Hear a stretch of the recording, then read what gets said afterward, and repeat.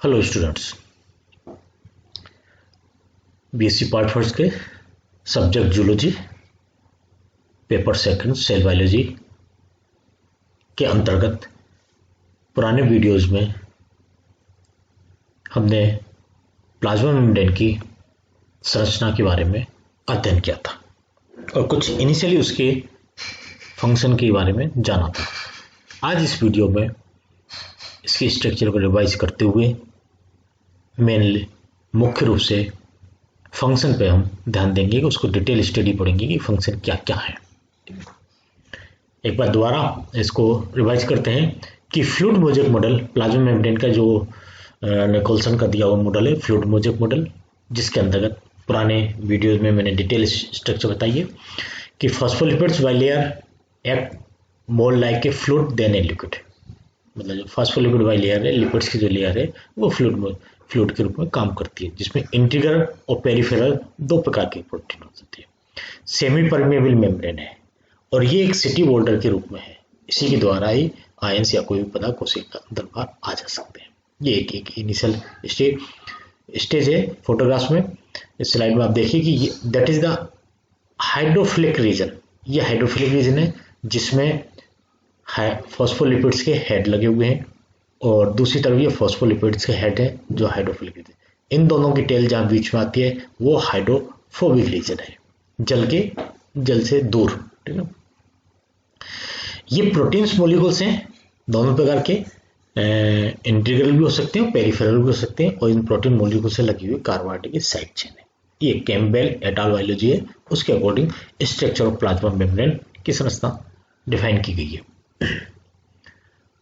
अब बात करते हैं कि इसके फॉस्फोलिपिड्स मॉलिक्यूल्स के लिए। उस स्लाइड में इतना क्लियर डायग्राम नहीं थे।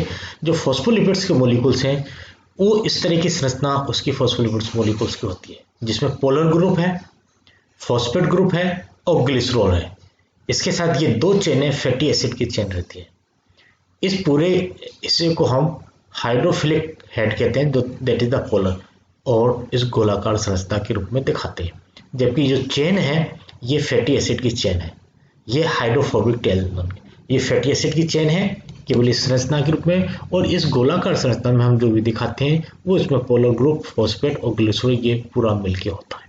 इस प्रकार से ये फॉस्फोलिपिड्स मॉलिक्यूल्स होता है। सिंबॉलिक हम इस तरह से दिखाते हैं, संरचना में हम सिंबॉलिक इस तरह से दिखा रहे हैं, फॉस्फोलिपिड्स मॉलिक्यूल्स से, हाइड्रोफिलिक हेड्स है और ये हाइड्रोफोबिक टेल्स है।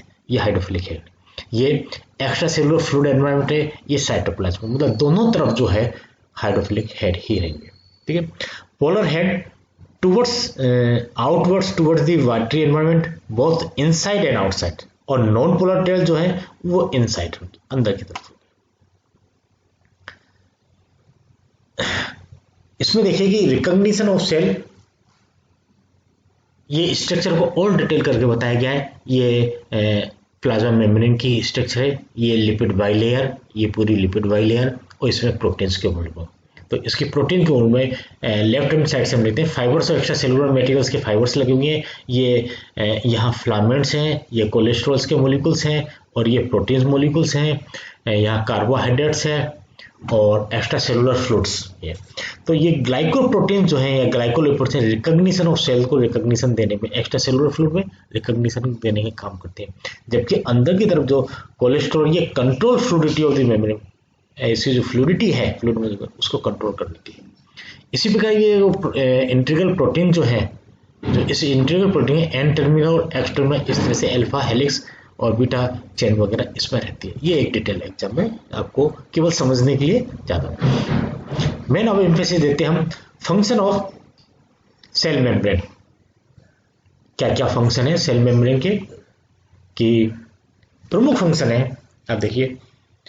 First function transport, enzymatic activities, signal transduction, cell cell recognition, intracellular joining और attachment to the cytoskeleton extracellular. It is the most important function जो कैटेगराइज किया गया। पहला है ट्रांसपोर्ट। ट्रांसपोर्ट संबंध, एक से दूसरी जगह जाने का, that is the transport. A protein is a, ये लेफ्ट साइड में a protein that span the membrane, ये एक डायग्राम में दिखाने की कोशिश की कि कोई भी आयंस है इसके द्वारा अंदर आएंगे और यहाँ एटीपी के द्वारा किस तरह से आएंगे, दैट इज ट्रांसफर।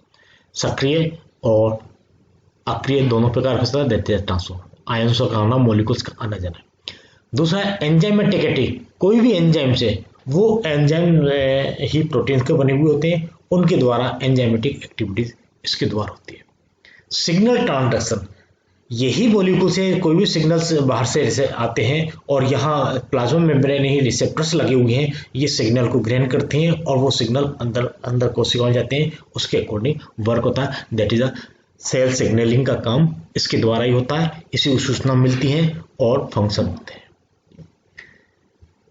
चौथा है सेल सेल रिकॉग्निशन, एक कोशिका दूसरी कोशिका को पहचानते हैं कि अपनी है या पराई है, ये इनके ऊपर ग्लाइकोकेलिक्स का जो आवरण लगा हुआ है उसके द्वारा ही सेल सेल रिकॉग्निशन, एक कोशिका दूसरी कोशिका को पहचानने का।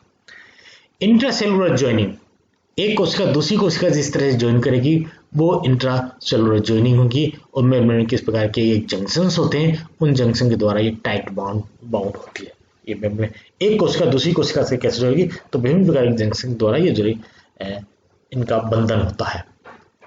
अटैचमेंट टू द साइटोस्केलेटन, और यही इसी कोशिका में इस तरह के माइक्रोफिलामेंट्स वगैरह लगे हुए होते हैं जो कोशिका के बाहर के साइटोप्लाज्म वगैरह से वो बंधी हुई रहती है, प्लाज्मा मेम्ब्रेन लूज रहती है, थोड़ी टाइट रहती है, that is a attachment to the cytoskeleton extracellular matrix. Function of membrane proteins के जो फंक्शन है उसका है, that is a outer leaflet और ये inner leaflet. Phospholipid extra proteins के molecule, that is a cytosol.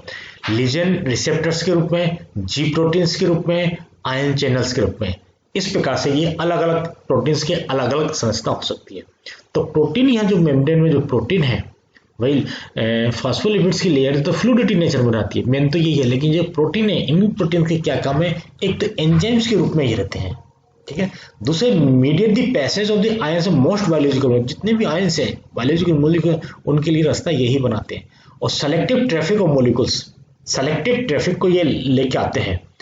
Control the interaction between the cell of multicellular organism, जितना भी इंटरेक्शन हो रहा है उनको करने के लिए यही प्रोटीन्स के मॉलिक्यूल्स काम करते हैं। Serve as a sensor, receptor है, सिग्नल ट्रांसडक्शन है, ये सारा काम प्रोटीन्स के। इंपॉर्टेंट फंक्शन प्रोटीन का यहाँ प्लाज्मा मेम्ब्रेन में।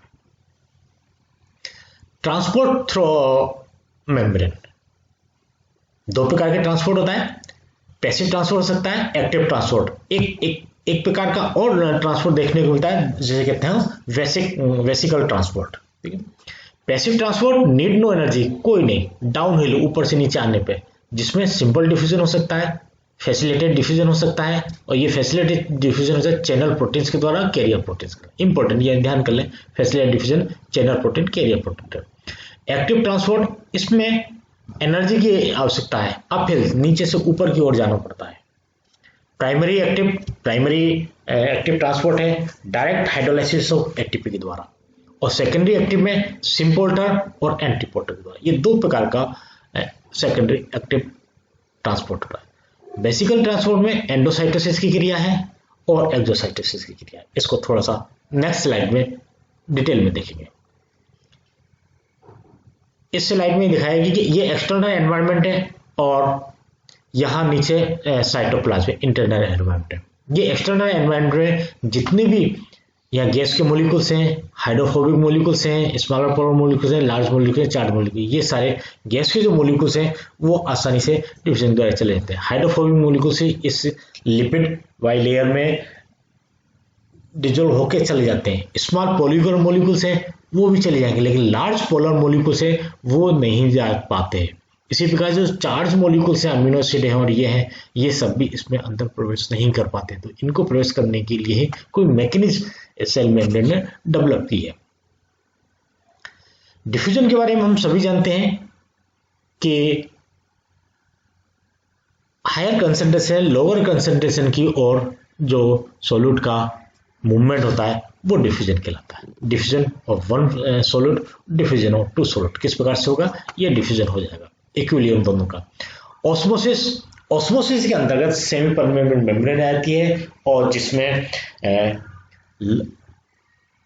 वाटर मॉलिक्यूल्स का लो से हाई कंसंट्रेशन की ओर मूवमेंट होता है। हायर कंसंट्रेशन ऑफ सोल्यूट या हायर कंसंट्रेशन ऑफ सोल्यूस है और लोअर कंसंट्रेशन। तो water molecules can pass through pores but sugar molecules can not. तो जहां कंसंट्रेशन हाई है वहां वाटर के मॉलिक्यूल्स प्रवेश करते हैं और उसको डाइल्यूट कर देते हैं equilibrium, that is the osmosis. इसको आप अलग से और ऑस्मोसिस और डिफ्यूजन को समझ लेना। कहने का मतलब है यहां दोनों में अंतर यह है कि ऑस्मोसिस के अंदर water moves from an area of higher to lower free water concentration, ठीक है, वाटर के मॉलिक्यूल्स का सॉल्वेंट का मूवमेंट होगा। और ऑस्मोसिस डिफ्यूजन में सॉल्यूट के मूवमेंट होगा। पैसिव ट्रांसपोर्ट, प्रोटीन के द्वारा जो ट्रांसपोर्ट रहा है उसमें पैसिव ट्रांसपोर्ट देख रहे हैं। ये पहली कैटेगरी है पैसिव ट्रांसपोर्ट आयंस। ये क्लोज्ड है और जैसे कोई आयंस आए तो ये ओपन हो जाता है कोर और ये ओपन होते ही ये आयंस इसके अंदर। The channel protein is inserted into the membrane such as a hydrophilic amino acid residue. इनको लेने के लिए ये चैनल प्रोटीन के द्वारा काम होता है। इसी प्रकार ये दूसरा एग्जाम्पल है, ग्लूकोज के मॉलिक्यूल्स कैसे जाएंगे। फास्फोलिपिड्स की लेयर इसको जाने नहीं देती, ठीक है ना, लेकिन ये ग्लूकोज ट्रांसपोर्टर है। ये ग्लूकोज ट्रांसपोर्टर है, इसका ओपन होता है, ग्लूकोज अंदर प्रवेश करता है, अंदर आके ये इसका चेंज होता है मैकेनिज्म के द्वारा और ये अंदर छोड़ दिया जाता है ग्लूकोज के molecule. That is a passive transport, कोई एनर्जी की आवश्यकता नहीं। दूसरा है इसी में कि आउटसाइड में ये मॉलिक्यूल्स हैं बहुत से, प्लाज्मा मेम्ब्रेन इनसाइड चले जाएंगे। ये कहलाता है simple diffusion through the lipid bilayer. Simple diffusion है, इनसाइड अधिक कंसंट्रेशन से लो कंसंट्रेशन की ओर चलेंगे। दूसरा है facilitated diffusion through a non specific transporter. ये नॉन स्पेसिफिक ट्रांसपोर्ट है, फैसिलिटेड, इसके द्वारा नहीं आ पाए तो इस चैनल प्रोटीन के द्वारा, लेकिन स्पेसिफिक नहीं है, नॉन स्पेसिफिक है। Facilitated diffusion through a specific transport, ये पर्टिकुलर स्पेसिफिक ट्रांसपोर्ट है, वो इसी सब्सटेंसेस को ले जा सकता है। इस तरह की संरचना इसमें वो इसके फैसिलिटेड के द्वारा सुविधा सुगम बना रहा है जिसके द्वारा अंदर आ जाते हैं। ये ऑस्मोसिस है जिसमें एक्वापोरेंस जो है इस ऑस्मोसिस के द्वारा ये अंदर आ रहे हैं। दूसरी बात करते हैं एक्टिव ट्रांसपोर्ट की। इस एक्टिव ट्रांसपोर्ट में पहली कैटेगरी आती है कि जैसे सोडियम के मॉलिक्यूल्स हैं, ठीक है ना, और यहाँ पोटेशियम के मॉलिक्यूल्स हैं। ये सोडियम पोटेशियम पंप कहलाता है। तो 3 sodium transported out of the cells, ठीक है ना, ट्रांसपोर्टेड आउट ऑफ द, बाहर निकाले जा रहे हैं। और 3 sodium and 2 potassium are transported in each cycle by the sodium potassium pump है, जिसे हम सोडियम पोटेशियम एटीपीएच कहते हैं। ये सोडियम पोटेशियम एटीपीज है जिसके द्वारा 3 सोडियम के और 2 पोटेशियम के मॉलिक्यूल्स का मूवमेंट होता है। और इस प्रक्रिया में ATP is hydrolyze to ADP के रूप में होती है। तो 2 सोडियम के 2 पोटेशियम के ट्रांसपोर्ट होंगे इनटू द सेल और 3 सोडियम के बाहर निकलेंगे, 2 सोडियम के अंदर आएंगे। इस प्रकार से प्लाज्मा मेम्ब्रेन के द्वारा सोडियम पोटेशियम पंप के द्वारा ये मूवमेंट होता है, आयन का कंट्रोल होता है। इसके अलावा दूसरा है सिम्पोर्ट। इस सिम्पोर्ट में दोनों ही सब्सटेंस के जो मॉलिक्यूल्स हैं वो एक साथ अंदर प्रवेश करेंगे। Both substances are transported in the same direction, एक ही डायरेक्शन में। वो हाई से लो हो सकता है और दूसरा लो से हाई हो सकता है। तो एक मॉलिक्यूल तो हाई से लो कंसंट्रेशन की तरफ जाएगा और दूसरा मॉलिक्यूल लो से high concentration, that is a symport. Antiport में इससे उल्टा होता है कि दोनों वन सब्सटेंस से transported into the cell and the other transported out. एक मॉलिक्यूल्स अंदर प्रवेश करता है, एक मॉलिक्यूल्स बाहर। इनके ग्रेडियंट्स में अंतर होता है, दैट इज अ एंटीपोर्ट। विपरीत डायरेक्शन में जाने के कारण इसकी एंटीपोर्ट कहलाता है, सेम डायरेक्शन में जाने के कारण सिम्पोर्ट कहलाता है। सिम्पोर्ट का उदाहरण है सोडियम ग्लूकोज ट्रांसपोर्टर जो कि इंटेस्टिनल एपिथेलियल सेल में होता है।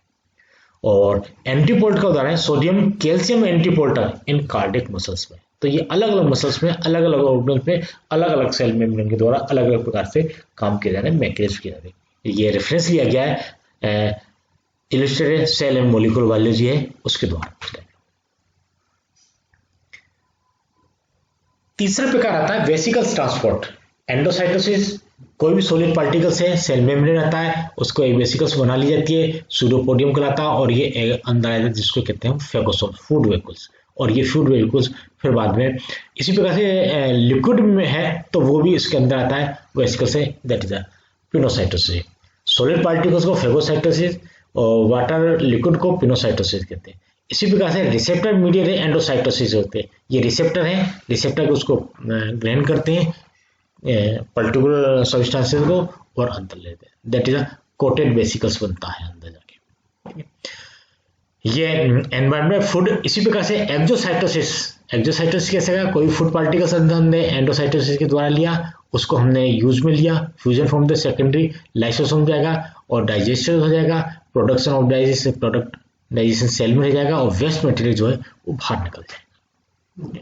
इसी प्रकार इसमें एक वेसिकल ट्रांसपोर्ट में एक और चीज आती है कि जब ये राइबोसोम्स के अंदर मतलब जितने भी ऑल प्रोटीन्स एक्सपोर्ट है from the cell are process in the Golgi complex, जितने भी प्रोटीन सिंथेसिस राइबोसोम्स बन रहे हैं वो प्रोसेस होने के बाद फिर बाहर निकाले जाते हैं।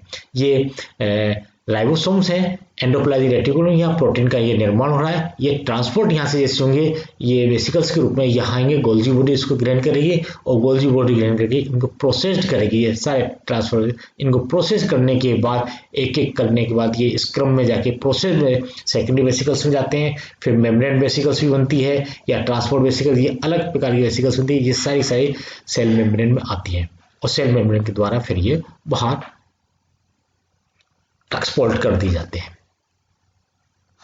इस प्रकार से ये इनका ट्रांसपोर्ट होता है। फेगोसाइटोसिस और माइक्रोस जो है छोटे मॉलिक्यूल्स वगैरह जो माइक्रोस वगैरह हैं उनको भी फेगोसाइटोसिस के द्वारा अंदर ग्रहण कर लिया जाता है। ये एक फेगोसाइटोसिस की है, ठीक है, फेगोसाइटोसिस और माइक्रोस। कंक्लूड कर देते हैं कि जो भी कैरेक्टरिस्टिक ट्रांसपोर्ट मैकेनिज्म है, जो ट्रांसपोर्ट मैकेनिज्म, एक ट्रांसपोर्ट मैकेनिज्म पैसिव ट्रांसपोर्ट और दूसरी थी एक्टिव ट्रांसपोर्ट। पैसिव ट्रांसपोर्ट दो प्रकार की, सिंपल डिफ्यूजन था और फैसिलिटेटेड डिफ्यूजन था, ठीक है। सिंपल डिफ्यूजन में membrane component responsible for transport lipid है। कौन सा कंपोनेंट्स लेता है? सिंपल डिफ्यूजन लिपिड्स के द्वारा होता है, जबकि फैसिलिटेटेड डिफ्यूजन जो है प्रोटीन के द्वारा होता है, और एक्टिव ट्रांसपोर्ट जो है वो डायरेक्टली प्रोटीन के द्वारा ही हो रहा है, ठीक है। बाइंडिंग और ट्रांसपोर्ट सब्सटेंस लिपिड के द्वारा नहीं हो रहा, लेकिन यहाँ प्रोटीन उसको बाइंड कर रहा है फिर उसको मुक्त कर रहा है, इसको बाइंड कर रहा है फिर उसको मुक्त कर रहा है। एनर्जी सोर्स सिंपल डिफ्यूजन में कंसंट्रेशन ग्रेडियंट्स के द्वारा जाता है, और यहाँ भी फैसिलिटेटेड डिफ्यूजन में कंसंट्रेशन ग्रेडियंट्स के द्वारा जाता है, कोई एनर्जी की आवश्यकता नहीं है रही। लेकिन एक्टिव ट्रांसपोर्ट में एटीपी हाइड्रोलाइसिस होगा, एटीपी का यूज होगा और concentration gradients. Direction of transport क्या होगा? With gradient of transport substances, जहाँ ग्रेडियंट जिस तरह कंसंट्रेशन इस तरह उसमें हायर कंसंट्रेशन लोअर कंसंट्रेशन होगी, इसमें भी हायर कंसंट्रेशन लोअर कंसंट्रेशन होगा। एक्टिव ट्रांसपोर्ट जब हम करते हैं तो ये अगेंस्ट ग्रेडियंट भी हम करते हैं। Active transport mostly against gradient, ठीक है, सिंपल नहीं, हायर से लो नहीं, लो से हायर की ओर भी हम करते हैं। स्पेसिफिक फॉर मॉलिक्यूल्स और मॉलिक्यूलर क्लासेस नॉन स्पेसिफिक है, कोई भी सारे मॉलिक्यूल्स इस तरह से आ सकते हैं। ये स्पेसिफिक है, स्पेसिफिक मॉलिक्यूल्स ही फैसिलिटेटेड डिफ्यूजन के द्वारा आएंगे, और यहाँ भी स्पेसिफिक मॉलिक्यूल एक्टिव ट्रांसपोर्ट के द्वारा आएंगे। सभी के लिए कॉमन नहीं है, स्पेसिफिक मॉलिक्यूल स्पेसिफिक रिसेप्टर्स लगे हुए हैं। Saturation at high concentration of transported molecules, no saturation नहीं है, लेकिन यहाँ सैचुरेशन हो जाता है, ये सैचुरेशन है।